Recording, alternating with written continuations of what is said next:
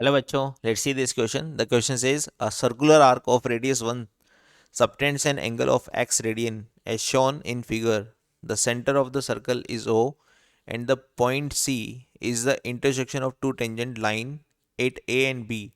Let T of x be the area of triangle ABC and S of x be the area of shaded region. Then find limit x tending to 0 T of x upon S of x. देखिए बच्चों, यहाँ पर एक circular arc आपको बता रखा है। इस सर्कुलर आर्क में आपको रेडियस बता रखी है 1, तो ये ओ बी और ओ ए आपको दे रखा है 1। ठीक है। और आपको ए और बी पर जो टेंजेंट बनाई गई है उन टेंजेंट का पॉइंट ऑफ इंटरसेक्शन दे रखा है सी, ये वाला। ठीक है।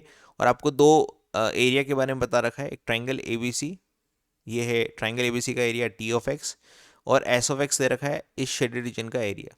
ठीक है। तो अगर आप ये निकाल लेंगे इस डायग्राम से, तो आपको limit extending to 0 T of X upon S of X निकालना है। ये लिमिट को निकालना है ना। आपको एक चीज़ और दे रखी है, सर्कुलर आर्क ने इस सेंटर पे एक्स एंगल सबटेंड किया गया है, एक्स रेडियन एंगल सबटेंड किया गया है। तो इस चीज़ को समझ लेते हैं। तो इस चीज़ को समझने के लिए हम देखिए एक डायग्राम बनाते हैं यहाँ पर कुछ इस तरह से। ये सर्कल बनाया, ये हमने दो टेंजेंट ड्रॉ करी, इसका नाम दे रखा है बी। ये पॉइंट ऑफ कांटेक्ट ए है यहाँ पर मान लेते हैं, और ये पॉइंट ऑफ इंटरसेक्शन सी दे रखा है। सेंटर ऑफ सर्कल दे रखा है ओ। इस सेंटर ऑफ सर्कल से मैंने एक परपेंडिकुलर डाल रखा है ओ बी, और इस सेंटर से इस टेंजेंट के ऊपर मैंने एक परपेंडिकुलर डाल रखा है ओ ए, इस तरह से। ठीक है। ये रेडियस आपको दे रखी है 1, और अगर मैं ओ और सी को कनेक्ट कर देता हूँ इस तरह से, तो ये क्वाड्रिलेटरल का ये एंगल बाइसेक्टर हो जाएगा। ये हो जाएगा x/2 और ये हो जाएगा x/2। ठीक है। और ये है ए और बी को ज्वाइन करने वाली लाइन। ए और बी को ज्वाइन करने वाली लाइन ये इस तरह से है।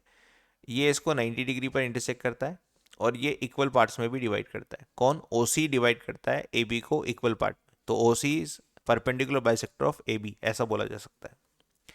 इतनी इन्फॉर्मेशन आपको यहाँ से गिवन है या बनानी पड़ेगी। ये डायग्राम जब भी बनेगा तो ये सारी चीज़ें जो मैंने बोली है वो आपको यहाँ पर देखनी पड़ेगी।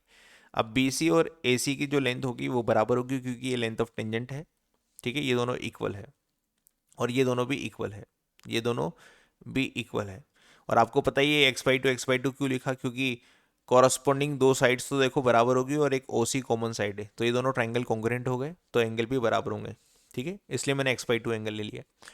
अब मेरा पर्पस क्या है? टी ऑफ एक्स निकालना। तो टी ऑफ एक्स बेसिकली क्या है? Area of triangle. T of X basically क्या है? Area of triangle. Area of triangle A B C ये है। अब ट्राइंगल ए बी सी का एरिया निकालने के लिए सबसे पहले आपको एक हाइट चाहिए और एक बेस चाहिए, क्योंकि ए बी सी का किसी भी ट्राइंगल का एरिया क्या होता है? Half height into base, height into base. तो इसकी हाइट क्या आ रही है भाई? हाइट आ रही है, इसको अगर मैं डी नाम दूँ तो डी सी हाइट आ रही है ना। तो इसको लिख देता हूँ हाफ, और हाइट आ रही है इसकी डी सी, और बेस क्या आ रहा है? A B. ठीक है। अब स्टार्ट करते हैं ए बी और डी सी को फाइंड आउट करने का तरीका। तो ए बी बेसिकली मुझे क्या नजर आ रहा है? 2 टाइम ऑफ बी डी, और जो बी डी साइड है वो किस में इंक्लूड हो रही है? ट्राइंगल ओ डी बी में। तो मैं ट्राइंगल ओ बी डी का यूज़ करता हूँ। तो ओ बी डी को एक बार यहाँ बना लेता हूँ इस तरह से। ये ओ है, ये डी है, और ये बी है। डी पर जो एंगल बन रहा है 90 डिग्री, ओ पर जो एंगल बन रहा है वो है x/2। ठीक है। और ओ भी आपको पता है 1। पंडित बद्री प्रसाद हरर बोले से आप यहाँ पर देखिए ये निकालना चाहते हैं, इसके सामने ये परपेंडिकुलर है और ये बी सी है। अगर आपको यहाँ पर ए बी चाहिए तो बी डी चाहिए, तो बी डी के लिए आपको क्या करना पड़ेगा? परपेंडिकुलर और हाइपोटेनस में रिलेशन निकालना पड़ेगा, जो कि किससे आएगा? साइन x/2 से आएगा। साइन x/2 इक्वल टू होता है परपेंडिकुलर, मतलब B D upon O B, और ओ बी कितना है 1, तो यहाँ पर बी डी कितना आ जाएगा? बी डी इक्वल टू आ जाएगा sine x/2। B D equal to कितना आ जाएगा? Sine x/2। तो बी डी तो निकाल लिया। अब मेरे को क्या निकालना है भाई? बेस आ गया इसका ना ट्राइंगल का। अब मेरे को हाइट चाहिए डी सी। तो हाइट डी सी के लिए हम ट्राइंगल कौन सा यूज़ करेंगे? हम ट्राइंगल यूज़ करेंगे एक बार, triangle O B C. Triangle O B C, इसको भी एक बार बाहर बना लेते हैं इस तरह से। ये 90 का बन रहा है बी पर, ये सी ले लेते हैं, ये ओ ले लेते हैं, और ओ सी को कनेक्ट करने वाली लाइन ये है, तो यहाँ पर एंगल बन रहा है x/2। ओ भी आपको 1 दे रखा है, ये इसके सामने परपेंडिकुलर, ये इसके सामने हाइपोटेनस, 90 के सामने हाइपोटेनस। निकालना क्या है बेसिकली आपको? आपको अगर इस ट्राइंगल में ये वाली साइड BC पता लग जाए, BC वाली, तो BD तो आपको पहले ही पता लग चुकी है ट्राइंगल BDC में, और ये अगर BC पता लग जाएगी तो पाइथागोरस से आप DC निकाल सकते हो, हाइट निकाल सकते हो।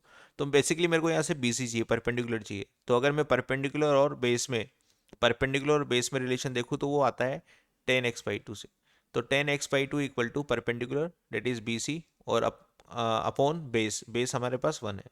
तो BC इक्वल टू कितना आ गया, 10x/2 आ गया हमारे पास। अब नाउ ट्राइंगल बात करते हैं BDC से, ट्राइंगल BDC।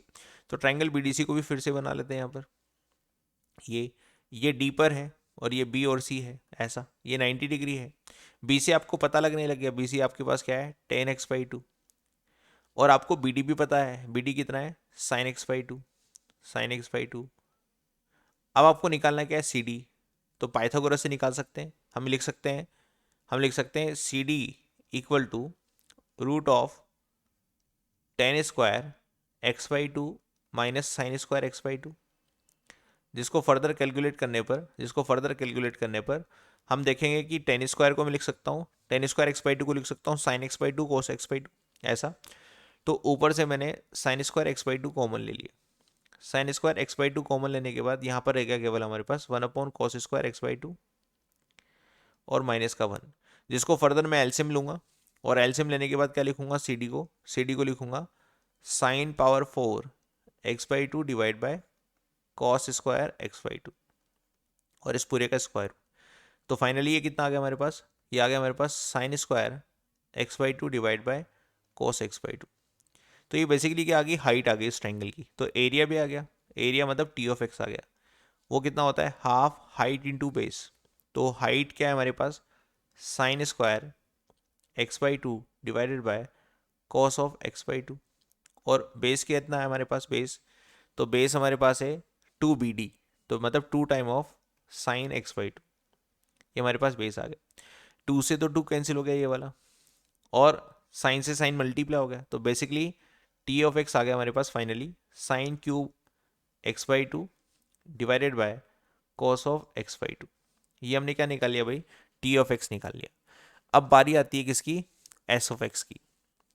अब S(x) बेसिकली क्या है, देखो आप, ये शेडेड रीजन है ये वाला।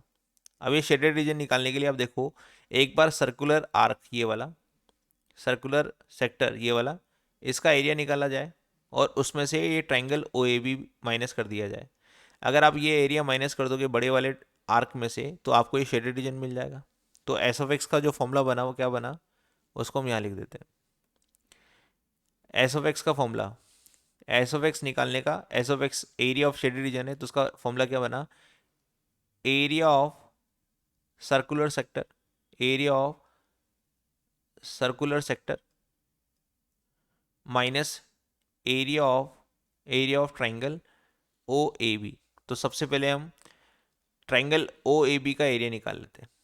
तो OAB का एरिया निकालने के लिए हम एक डायग्राम बना रहे हैं। ये O है, ठीक है, और यहाँ पर हम ले लेते हैं ODB।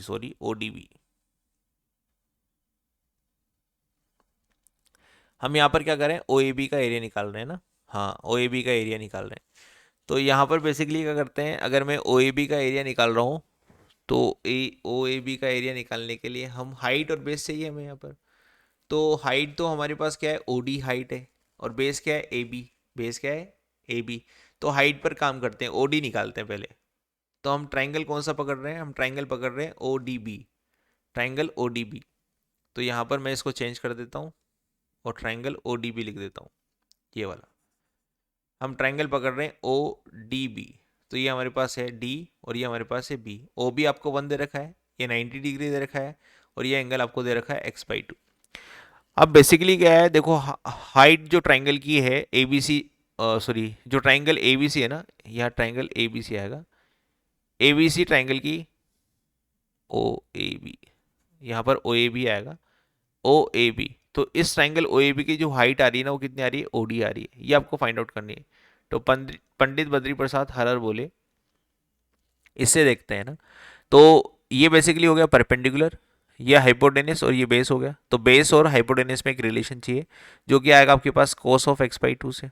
तो cos x/2 कितना होता है, cos of x by to होता है बेस जो कि ओडी है, और हाइपोटेनस कितना है ओबी जो कि 1 है। तो ओडी आपने निकाल लिया cos of x by two, इस तरह से।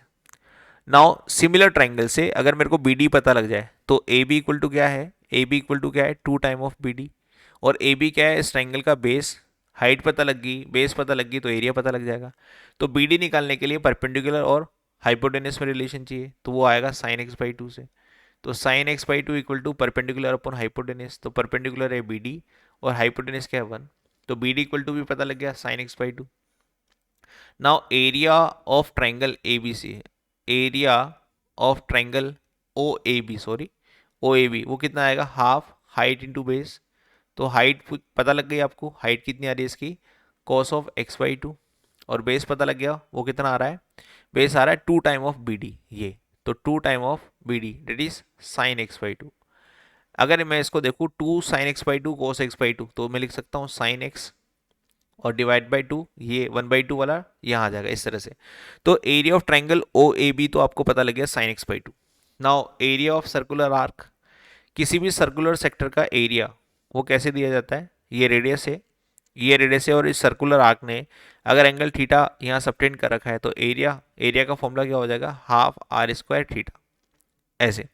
तो नाउ इक्वेशन नंबर सेकंड का यूज करते हैं, एस ऑफ एक्स निकालते हैं फ्रॉम सेकंड।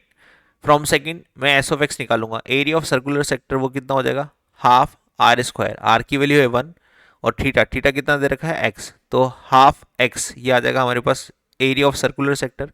इसमें से माइनस करना है area of triangle O A B, वो कितना आ गया sine x by two, sine X फिर डिवाइड बाई टू, इस तरह से। दोनों चीज़ें हमने निकालनी, लेकिन मुझे निकालनी क्या थी, मुझे निकालनी थी limit X tending to zero T of X upon S of X, ये मुझे फाइंड आउट करना था।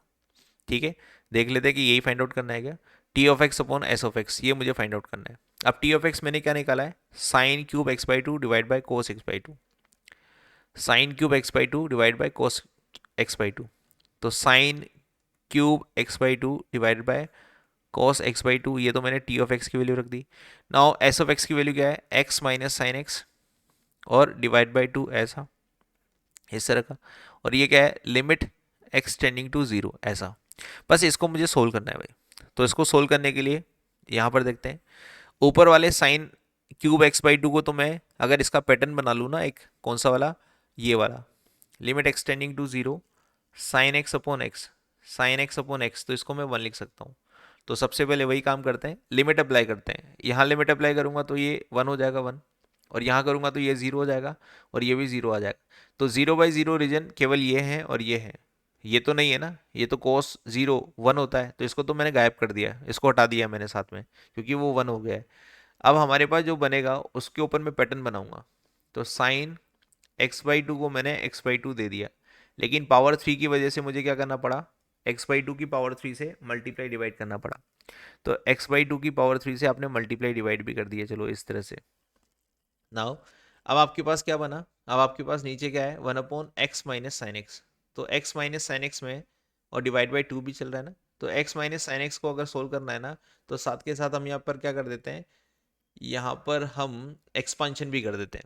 साइन एक्स का एक्सपांशन क्या होगा x minus x cube divide by factorial 3 plus x power 5 divide by factorial 5 और एंड सो ऑन, इस तरह का मैंने एक्सपांशन लगा दिया ताकि ये वाली फॉर्म भी साथ के साथ सोल्व हो जाए। अब देखिए इसके ऊपर जब आप लिमिट लगाएंगे तो 0/0 फॉर्म बन रहा है और एंगल भी इसका सेम आ रहा है, तो इसको मैं 1 लिख सकता हूँ लिमिट की हेल्प से। ठीक है, तो इसको मैंने 1 लिख दिया है। नाउ लिमिट एक्सटेंडिंग टू 0, अब यहाँ पर बनेगा क्या आपके पास, ये बनेगा आपके पास देखिए 1 अपॉन, ये बनेगा 1/8, 2 की पावर 3 1/8 हो गया, और एक्स क्यूब, इस एक्स क्यूब को मैं नीचे लेके आ रहा हूँ इस तरह से, है ना, इस तरह से नीचे लेके आ रहा हूँ, x minus x plus x cube divide by 6 minus x power 5 divide by 120 और हायर पावर ऑफ एक्स, यहाँ पर हायर पावर ऑफ एक्स चल रही है और डिवाइड बाय 2 यहाँ पर ऐसा चल रहा है, तो इसको मैंने 2x क्यूब कर दिया क्योंकि मैं एक्स क्यूब को नीचे लेके आ गया इस तरह से। एक्स से एक्स कैंसिल हो जाएगा और दोनों से मैंने क्या किया एक्स क्यूब कॉमन ले लिया, इसको भी कैंसिल कर देते हैं 4 टाइम, तो हमारे पास फाइनली क्या बचा, लिमिट एक्सटेंडिंग टू 0 1/4 और 1 अपॉन एक्स क्यूब कॉमन लिया मैंने, तो यहाँ बचेगा 1/6 minus x square divide by 120 और हायर पावर ऑफ एक्स और डिवाइड बाय एक्स क्यूब, इस तरह से एक्स क्यूब से एक्स क्यूब को रिमूव कर दिया, ठीक है, और लिमिट अप्लाई कर दी। तो लिमिट अप्लाई करने पर मिला आपको 1/4 और 1/1/6, इस तरह से, जिसको मैं लिख सकता हूँ 6/4, जिसको मैं लिख सकता हूँ 3/2। तो हमारे पास इस क्वेश्चन का जो आंसर आया फाइनली वो आ गया 3/2। अब देखते हैं कि ये कौन से ऑप्शन में दे रखा है। तो सी ऑप्शन नंबर सी हमारा यहाँ पर बिल्कुल करेक्ट होगा ना। Option number C is the right answer. तो की कॉन्सेप्ट, छोटे छोटे ट्राइंगल बनाकर एरिया निकाल लिया और एरिया का डिवीजन किया, और डिवीजन करने के बाद हमारे पास फाइनल आंसर आ गया C option, that is 3/2। Hope you understand this, best of luck.